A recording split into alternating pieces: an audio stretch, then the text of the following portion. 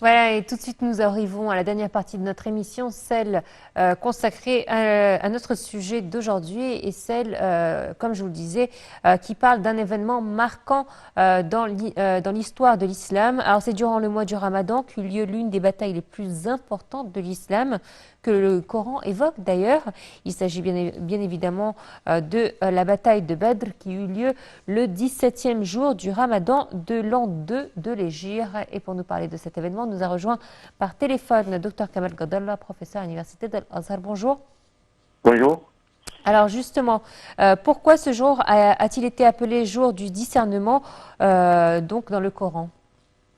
Parce que premièrement, avant ce jour-là, les musulmans, comment il était? Il était un petit groupe d'immigrés qui ont quitté la Mecque en raison de règne et de l'hégémonie de mécréants dans cette grande ville, dans cette grande cité où se trouve la mosquée sacrée. Donc la mosquée sacrée se trouve à leur cours, elle est enterrée par des idoles et des fausses divinités adorées par les Qurayshites et les Mécois. Alors que le musulman était une petite minorité qui a été obligée, en fait, de compte de fuir la Mecque à destination de Médine. Il n'y avait pas cette puissance, en fait, entre guillemets, de musulmans. Il n'y avait même pas encore, c'était pas encore stabilisé, en fait, le concept de l'État islamique. Donc, les musulmans n'étaient pas reconnus régionalement, en fait, à cette époque-là. Donc, cette bataille qui a montré qu'il y a un État islamique, une entité musulmane, si vous voulez, qui a pu vaincre les Mécois, les Korachites, et qui ont une longue expérience en matière de la guerre. Donc, il a fait le discernement entre le vrai et le faux, entre l'islam et la mécréance, entre ceux qui œuvrent pour le bien de l'humanité et empruntent la voie d'Allah, et ceux qui œuvrent pour le mal et empruntent la voie du diable. Donc, c'était une sorte de démarcation définitive entre les bons hommes et les méchants. Mhm. Alors, je regrette parce que le son est très mauvais, donc je vous entends très mal, mais pouvez-vous nous dire justement quels sont les effets positifs de cette victoire historique? Oui, il y avait plusieurs points positifs en fait qui ont été résultés par cette bataille. Premièrement, ce n'est pas l'homme lui-même ou bien avec son arrogance, avec par exemple son air hautain qui pourrait réaliser la victoire. Mais la victoire, c'est quelque chose qui est accordé par Allah et aussi pour des raisons tout à fait présidentielles qu'on ne connaît pas. Donc, il faut compter largement sur la volonté divine, sur la recherche de l'agrément d'Allah pour triompher ou bien pour remporter la victoire. Mais il faut aussi se servir de tous les moyens possibles. Par exemple, avoir de la patience, de la persévérance, de sang-froid, et aussi de mettre confiance en Allah, mais d'une façon tout à fait à la fois parfaite et aussi pratique. Donc, c'est la première leçon. La deuxième leçon, c'est le fait que même si la mécréance, et même si, par exemple, les mauvais penchants de la vie, même si les partisans du diable ont vécu une victoire éphémère, donc cette victoire va se dissiper un jour devant celle de vrai, de la vérité, de la foi et des partisans d'Allah. Troisièmement, vous pouvez en fait être sécurisé par Allah à moins que vous ne soyez pas agresseur. Donc, parce que l'agression, en fait, elle est tout à fait contre les principes de l'islam. Les musulmans n'étaient pas agresseurs. Les musulmans, tout simplement, sont sortis pour reprendre, ce n'est pas prendre la caravane, mais c'est pour reprendre la caravane. Parce qu'en fait, il y a une erreur tout à fait fréquente dans l'histoire, c'est que le musulman voulait s'emparer d'une caravane qui n'était pas leur. Mais c'est complètement faux.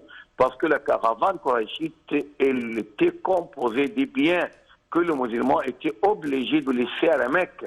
Donc, c'était pour reprendre la caravane, ce n'est pas pour prendre la caravane. C'est-à-dire reprendre leurs biens, leurs richesses, leurs fortunes, déjà qui étaient par où à la Mecque. Donc, ils n'étaient pas du tout agresseurs, je ne dis pas. D'autre part, ils n'étaient pas, en fait, tout à fait préparés ou bien prédisposés à faire la guerre. Donc, il était un petit nombre. Quatrièmement aussi, il faut prendre toutes les précautions et faire tout ce qui est nécessaire pour remporter la victoire. Le prophète sallallahu alayhi wa sallam, par exemple, il a fait une grande tactique pour cette bataille-là. Premièrement, il a fait ce qu'on appelle aujourd'hui les renseignements militaires, de l'intelligence militaire, l'espionnage, si vous voulez, parce qu'il a envoyé aussi des émissaires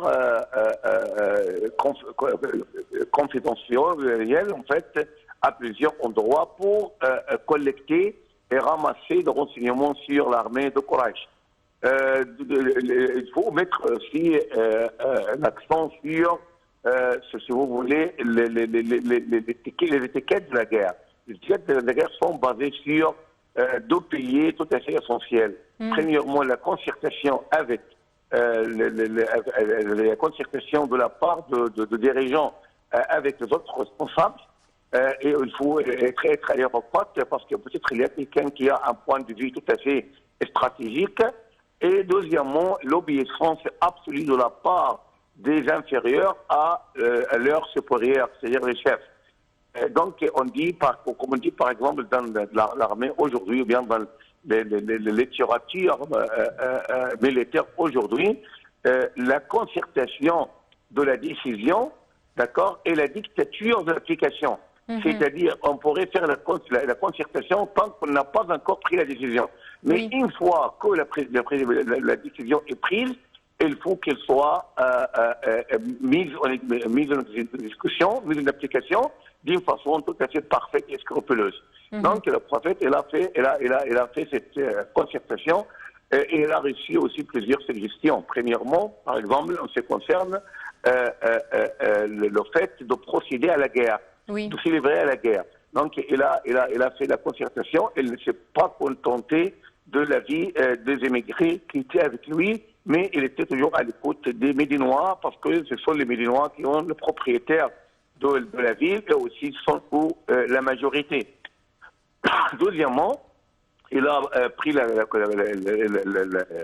la concertation aussi en ce qui concerne l'endroit de complément de musulmans, où on pourrait camper. Donc il voulait camper par exemple dans des endroits, alors que Al-Hubab bin Munzir lui a dit s'il s'agit d'une révélation divine, donc on ne va pas bouger en fait cet endroit, on va le garder, parce que c'est Allah qui nous a ordonné et c'est lui qui sait mieux que nous. Mais s'il s'agit de quelque chose de tactique, de stratégique, il faut changer de place.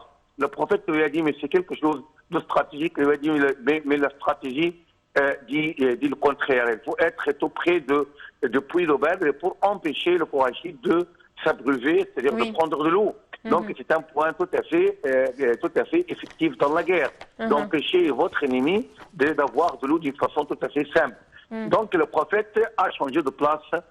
Troisièmement, par exemple, le prophète il voulait être parmi les musulmans au temps de la guerre, alors que Saad ibn Mu'adh lui a suggéré, proposé qu'on lui fasse une cabane pour être prêt et pour invoquer Allah à leur faveur. Deuxièmement aussi, diriger la guerre de loin, c'est-à-dire dire par exemple quelqu'un pourrait par exemple se mettre en duel contre tel, par exemple un groupe qui pourrait encercler d'un côté l'armée qurayshite, c'est-à-dire de faire la direction de la guerre, mais c'est de loin pour garder intacte la vie du prophète sallallahu alayhi wa sallam. Donc plusieurs choses, mais lorsque le temps est arrivé pour faire la bataille, on a pris déjà les décisions, donc l'application des décisions était tout à fait définitive, sans équivoque et sans hésitation. Alors, le fait que cette bataille survienne durant le mois du Ramadan, est-ce que ça a une symbolique particulière? Est-ce que ça rajoute une valeur en plus?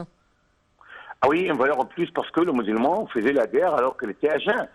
Donc, quiconque s'est martyrisé en fait dans cette bataille, il a pris une rétribution double. La rétribution de faire le djihad dans le sentier d'Allah, et deuxièmement, la rétribution de faire le djihad aussi, mais le djihad de la patience, en observant le jeûne du mois de Ramadan. Donc, travailler d'une façon double, faire le bien d'une façon double, c'est-à-dire le djihad. Et le jeune, il mérite aussi une rétribution double. C'est d'une part. D'autre part, il ne faut pas oublier que dans ce mois-ci, les tentations du diable se sont dissipées. Donc, on ne pourrait pas hésiter, par exemple, on ne pourrait pas être, par exemple, lié aux délices de la vie.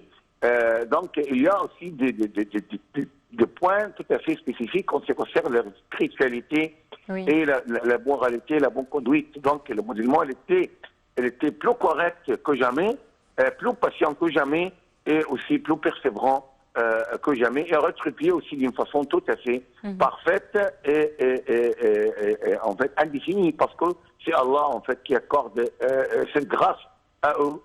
Donc on ne connaît pas comment ils sont rétribués, mais on dit qu'ils sont énormément rétribués et d'une façon tout à fait grande. Docteur Kamel Godol, merci à vous d'avoir été des nôtres donc dans notre programme de Bonjour Égypte, et je vous souhaite un bon Ramadan pour le reste de ce mois sacré. Je rappelle que vous êtes professeur à l'université d'Al-Azhar. Voilà, c'est ainsi donc que prend fin cette édition de Bonjour Égypte. Merci de nous avoir suivis. Excellente suite de programme sur Naïté International. Au revoir.